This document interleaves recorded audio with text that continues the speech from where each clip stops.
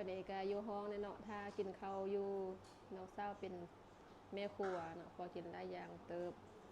อันนี้ก็เป็นอันห่มยานะน้องสาวสั่งจากออนไลน์มาให้แม่ห่มยาผมอยู่ในนี้เพราะว่าปกติหันจะเด็ดเอาอันยาสมุนไพรแล้วก็ใส่หวดนึ่งแล้วมาให้แม่หันนอนลาบห่มยานะเดี๋ยววันนี้เพิ่นสั่งอันนี้มาให้เป็นอันห่มยาอีแม่ก็ได้ห่มแล้ววะการถุงเกลือในยาเขาให้มามันดอกเบิ่งแม่เพราะว่าห่มแล้วยืดเส้นยืดไส้ค่ะนะสมุนไพรส่วนไรก็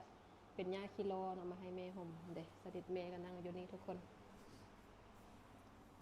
อันนี้ก็เป็นไม้คำนั่นแหละเนาะอย่างย่างเองบ่ได้เทื่อ